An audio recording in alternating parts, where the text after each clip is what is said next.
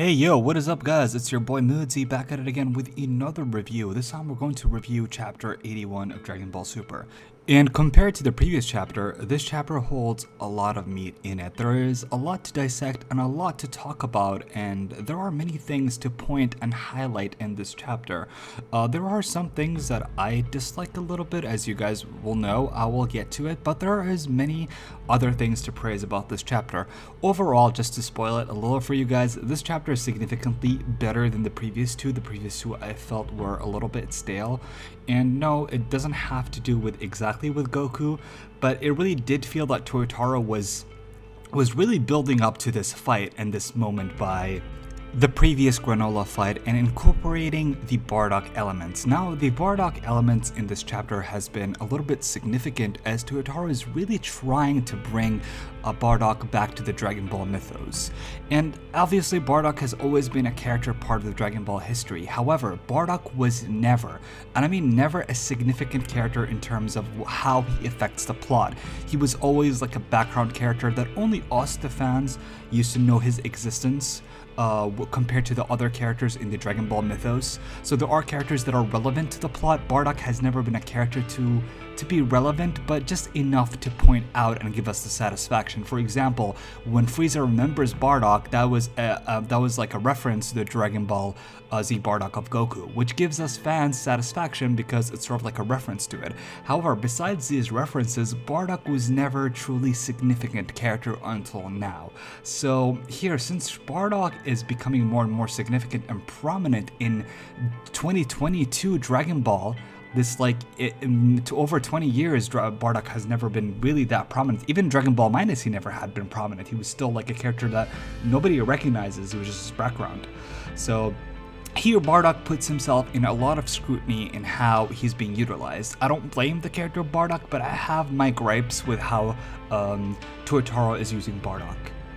So now that I just left all that out of the way, let us start dissecting the chapter. And yes, as you can see, I'm making a little bit more effort in this chapter to give you like a little bit more in-depth analysis in what I think and what I believe, especially compared to the last two chapters. This chapter is going to be a little bit more critical in terms of like the narrative and the decision making of Toyotaro. Okay, the first thing that we need to mention is something called tone setting. Tone setting is a really important thing in all forms of narration. When you read something, you need to know what the tone is. You're watching a scary movie. The tone of the movie is going to be scary. So in the first act, there are going to be a lot of build-up and a lot of like the atmosphere will be a little bit eerie, a little bit like tense. When you're a comedy, you're not going to have any of that. So here, the mood setting is the dominance of Gas, and that is highlighted perfectly in the first few pages when Gas closes his eyes, opens his eyes, and you feel like this aura coming out of him. But it's not just the aura. Gas actually has a spell on Goku and Vegeta. Goku and Vegeta feels that their body are heavy. The spell, they don't really tell you what the spell is, but I would assume that it was similar to Moro. So maybe it is a Moro-esque technique. Maybe Toyotaro is making a callback to Moro and how he used to zap, because it's not the first time that Vegeta and Goku were zapped by a spell that caused them to lose more of their power or not utilize their power. So it could be like a similar power to Moro but not yet completed, since Gas is a character that has the abilities of almost all fighters. He can use instant transmission, he can use his Hakai to a degree, so it's not beyond the realm possibility that he could also use some more techniques, which is pretty awesome if you ask me. So after he does that and Goku and Vegeta feels that there's something wrong with the body, Granolah appears behind Elec. I would assume the FWP, it's like basically instant transmission. I don't know if it's like trying to like super fast or instant transmission, but I would say instant transmission. But you can see like there's the shot of Gas and Elec behind him, and it's highlight. This is what I've explained this. You know, Toyotaro is in the mood when he focuses a lot about the paneling. A lot of people have been saying, well, oh, the characters feel like they're moving very slower when you do that. Guys, it doesn't matter. Characters right now are moving like beyond the speed of light. So I don't really care. Like if we can see them, especially it's a manga, so it makes sense that you see the snapshots. But the thing you want to see is how the progression of the snapshot, the progression of the action. You see Gas, you see Elec behind him, you suddenly see Granolah appearing behind him. Then you see a close-up to to Alec. And that makes you feel, oh, what's going to happen? Is he going to hit him? But then when Alec realizes and Gas realizes, Gas immediately teleports Alec out of the way, which is pretty cool. Is it a spell? Is it like sort of he gave him instant transmission? I would assume it's a spell because instant transmission doesn't work like that. Especially Gas is a character that hasn't mastered instant transmission, so it doesn't make sense that he could remotely teleport people via instant transmission. However, he could do it similar to how Babidi does it in Dragon Ball Z by teleporting people. So Alec is in safe distance, and Alec taunts Granolah by saying, "Didn't anyone teach you not to throw punches at your employer?" I just like Alec's personality here. It feels like he is the boss. He's the one who's control. He's the one who is pulling the strings.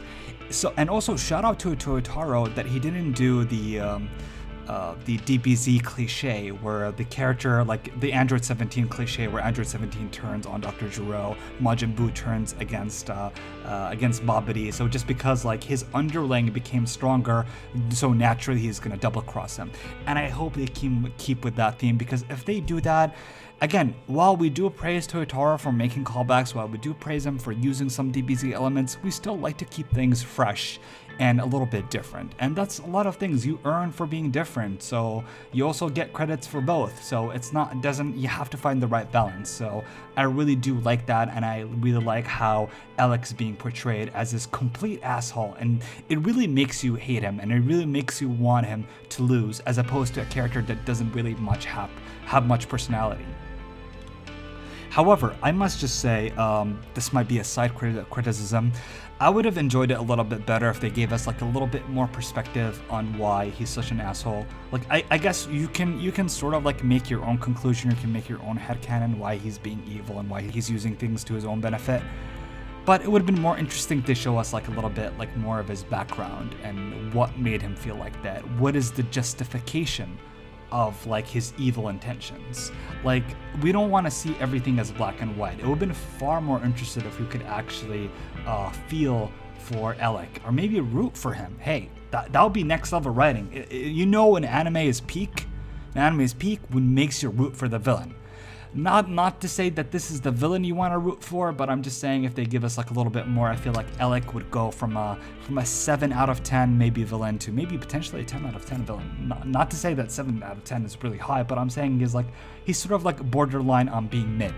He's sort of like mid, maybe potentially it could be like a high tier, but it would have been more interesting if they gave us just a little bit more. So anyways, Granolah responds by, "Nobody on this planet would have to die, and not just my mother, if not you." And Alec responds with, you've got quite the nasty attitude considering you owe me your life. You realize we could have killed you at any point." Of course, Granolah doesn't have any of that, because being manipulated and lied to is far worse than death.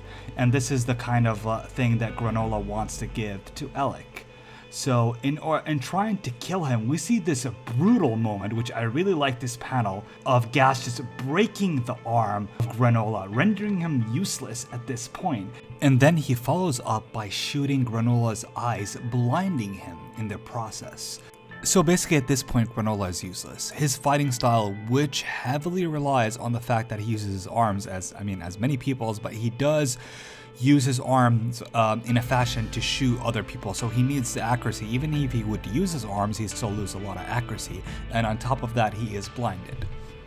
Now, here's where Granolah conveniently falls against Alec in a very weird way, and Alec starts like getting close to him and is like, he's like, "I gotta thank you for all those jobs you did for us." So basically rubbing it in this point, and then in sort of like mafia fashion, Alec gets like a gun and shoots Granolah. Now here's the thing, I do understand that there's nothing wrong with Alec shooting Granolah in terms of like how Dragon Ball Super establishes the fact that if you have your guard down, that you can be potentially hurt by, I wouldn't say almost anything, but you can potentially be hurt things that would not hurt you otherwise if you had your guard up.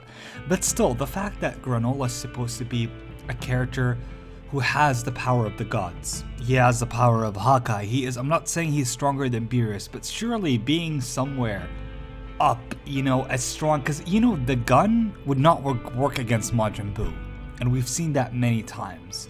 and wouldn't work against Cell, and even doesn't work against Frieza. So why would guns, even if you want to suspend your disbelief and be like, yeah, it's an alien gun, it's stronger than any normal gun, it's just still really lame. Like, it's just, I'd rather if it was Elec using his own energy, you know, like maybe creating similar to the Goku Black, creating a sword that he stabs him with, but using just a weapons aren't supposed to be like they're not supposed to have any sort of like merit in the Dragon Ball universe in terms of like, they don't really mean anything, you know, like having the Galactic Patrolman, having guns, having this shit, unless you're sort of like an angel like Mira is, then these stuff, they don't work against people like Granolah, who's supposed to be like above Super Saiyan Blue level, you know. So doing stuff like that just turns me off, to be honest. You might be okay with it, but for me as a viewer and as someone who has watched Dragon Ball for many years, like over 20 years watching Dragon Ball, this sort of turns me off, to be honest. But yeah, so everybody is shocked, including me, that Elec has disposed of Granolah, and you see Granolah falling in the water, and this is like a cliche. A character falls in the water after getting shot. You know, name me one character in fiction, literally, that got shot or got like supposedly killed and fell in water and actually died. Nobody did. Even Piccolo, who has been shot by or has been supposedly killed by Imperfect Cell and fell in water, didn't die. So basically, it's a big indication. If you fall in water, you didn't die. But anyways, I digress. This is where Goku starts losing it, and he gets really pissed off, and he wants to do something about it. And then Vegeta gives him an energy blast. Gives him energy. And this is, by the way, this is the third time, correct me if I'm wrong, this is the third time we've seen this in the series. The first time being Goku on planet Namek, when Goku gave Frieza the energy, a key energy, a key blast, and Frieza got up. Second time was Frieza returning the favor to Goku. Correct me if I'm wrong, but that was the second time. And this is the third time I see it happening. So that's pretty interesting that they are basically using this. It's basically something that characters, key transfer is a thing. It's an official thing. It's not a one-off. Characters can actually do transfer energy key to each other. Which begs the question, if Goku does indeed know how to use key transfer, and it can be actually used between different characters, as we've seen Goku using key transfer in the original Dragon Ball Z series in order to revive and actually give energy to Frieza, why didn't they do that to each other more often? If Vegeta didn't do it, Piccolo could have done it, Gohan could have done it when Goku fought against Cell and Goku started feeling fatigued. Instead of like when Goku was fighting against Majin Buu, Vegeta on his base form could have gave Goku an energy, a key transfer, an energy blast, and Goku could have went Super Saiyan 3 against Kid Buu and finished him off. But he didn't do it. And don't tell me, oh, well, Vegeta was pretty beat up, he couldn't have done it. Well, Vegeta had his energy back then when Goku was fighting against Majin Buu, and he was in his full power, and he didn't fight against Majin Buu, he was waiting his turn. And in here, Vegeta's actually hit by a spell, and he's weakened, and he's in his base form, and he gave Goku enough energy for Goku to go Super Saiyan Blue. So again, entertain me with whatever headcanon you can make. I think it makes perfect sense in terms of how Dragon Ball Z did it. It was a one-off, but Dragon Ball Super brought it back. And when it brings back some stuff like that, it sort of raises an eyebrow for us, to be honest, because it sort of like causes an inconsistency. Also, if you're gonna bring up movies, I do not count movies because movies are typically non-canon, especially the first 13 movies. But anyways, Vegeta basically gives Goku's energy, and I sort of have like a gripe with this because it feels like a way to remove Vegeta from the plot and give Goku the ascendancy. Like, Tortaro is trying to find a way to make Vegeta not help Goku, to make Goku fight alone against Granolah, against Gas. Because here's the thing. It could be easy for Goku and Vegeta to fuse, to be honest. And if they fused, I don't care what anybody says, Gogeta is going to mop the floor with Gas. He would mop the floor with Gas, he would mop the floor with Elec, he would bring back Granolah and mop the floor with him. You don't fuck with Gogeta. Gogeta would mop the floor with Beerus, okay? So I just felt like this is sort of the thing that Totoro was trying to remove the Gogeta factor by making Vegeta go into the sidelines in a way that, he gives him his power, Vegeta can't fight, now it's Goku time. So Goku gets the power he needs in order to transform to Super Saiyan Blue, and he has this really interesting sort of like pose against against Gas. Both their names start with G, and for some reason my dyslexic brain keeps on saying whenever I want to say Granolah, I keep saying Gas, and vice versa. But anyways, I did it again.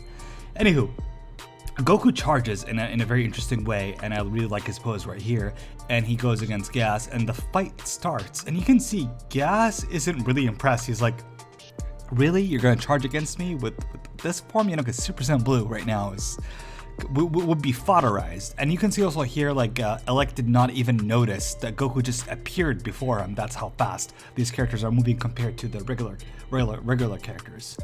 But of course, Gas at this point is sort of the strongest villain we've seen so far, so he easily shrugs off Goku.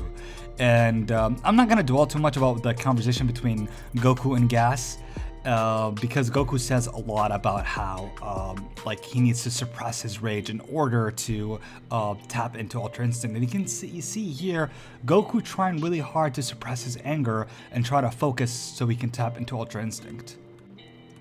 Goku, in some Goku fashion, he said, "I've got no reason to fight you, so he could just leave this planet."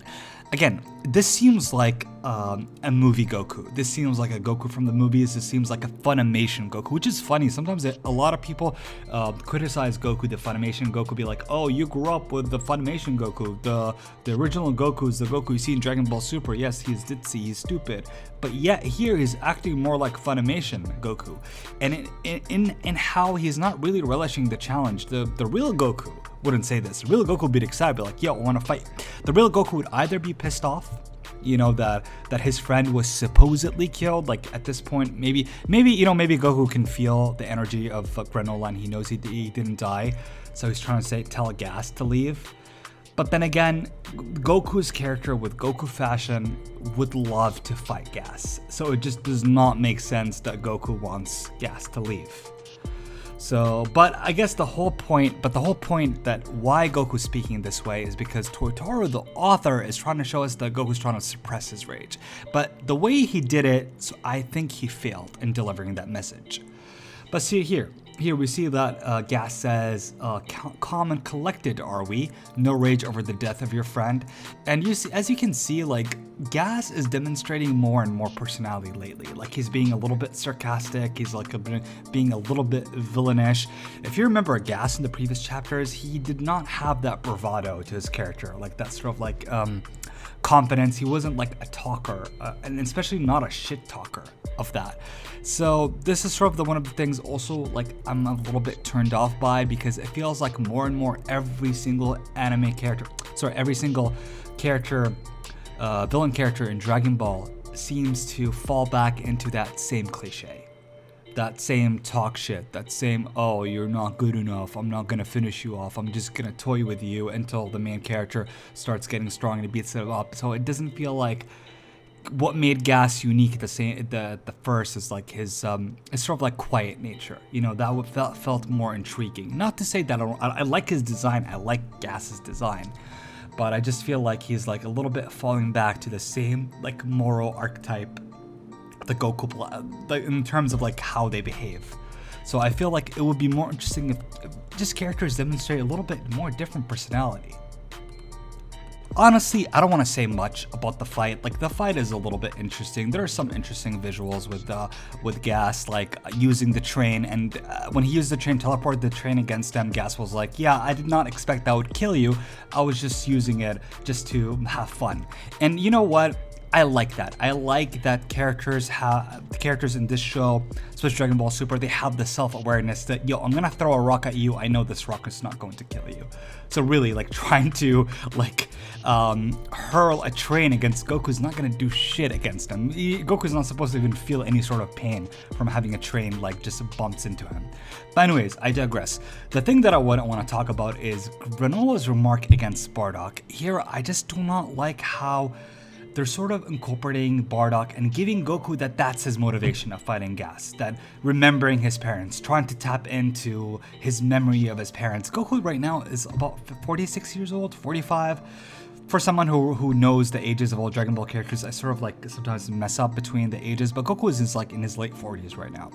So for him to suddenly have the realization that he has to remember Bardock in order to have like character development, in order to realize who he is at this point of the series, really? What does that help? It feels like needless fan service. It feels like fan service for Bardock fanboys, for people who just are a fan of the Bardock character, the Goku origin. At this point, Goku does not really need to like meet Bardock. He does not need to have this epiphany of Bardock. Goku is not Naruto. I know people who watch Naruto have this infatuation that, oh, one of the biggest moments is Naruto meeting his father. So here, one of the biggest moments will be Goku meeting his. It's not a big moment. It's not. One of the. I already talked about how Bardock. The thing that distinguishes Bardock is he's not a very prominent character. He's not a special character, and that's what makes him all the more interesting. He's ordinary. He's just an ordinary Saiyan with ordinary power, who happened to see the future. In the original story, he happened to see the future in circumstances, and saw that his son was going to reach greatness because he broke out of the Saiyan norm, everything that the Saiyan stood for. But anyways, I talked about this. If you want to know my in-depth feelings about Bardock, I made a fantastic video on it about who's the real Bardock. I urge you to watch that video. But anyways, I just feel like it's pointless. Bardock's introduction, Goku trying to remember him, does not really add to the character, does not really add to the story. If anything, it takes away from the story. And I also, by the way, I also talked about it in Who's the Real Bardock video. I strongly urge you to watch this video before you criticize me in the comments down below. But yeah, so basically this fight is just basically Goku against Gas, Gas hurling around Goku, and Gas just talking a lot, asserting his dominance. And we already know that Goku in this form is no match for Gas. So this is sort of also reminiscing to Goku versus Frieza on Planet Namek, where Goku, it was in his base form, he was absolutely no match against Gas. But when Goku accepts his Saiyan heritage and goes Super Saiyan, so I said Gas, I meant Frieza on Planet Namek. Goku, when he fought against Frieza on Planet Namek, he had to accept his Saiyan heritage and get angry. He went to Super Saiyan, and the tide turned into Goku's favor, and Goku was able to beat Frieza. So Tuatara is sort of going on with a little bit same script, with just adjusting a few details, so it's the same template in a way. However, I do like the fact that Goku tries to use transmission, instantaneous movement, and goes to another planet and goats Gas and saying, "Oh, you're not able to use this technique as good as I am because I have used it a couple for longer years than you did," and that gives you satisfaction for the viewer. So again, I really do like this manga chapter. I think it has a lot to offer compared to the previous chapter. The previous chapter did not have many talking points. When you want to read the chapter, you want to have more than one thing to say. As you can see, this video is going to be 20 minutes. Not because I've talked a lot about it. I enjoyed some of it, I've criticized some of it, but Tuatara gave us something to just have fun with, that we can dissect, we can have a discussion about as a community. So I feel that's a lot more interesting than just a boring sort of like linear fight with nothing interesting going on. So because the last chapter, the only talking point that you can talk about is Gas remembering Bardock and the mystery behind Bardock's power. So let me know what you guys think about this chapter. I personally give it an 8 out of 10. The previous one I gave it 7, I gave this one 8. I might be generous with the 8, to be honest. I am a little bit, I pull my punches a little bit when it comes to Dragon Ball Super because my expectation isn't really that high. But I did enjoy it. I am looking forward to what's going on, and I'll see you guys in the next video. Hopefully I'll upload it very soon. So yeah, let me know what you think in the comments down below, and I'll see you guys in the next one. Peace.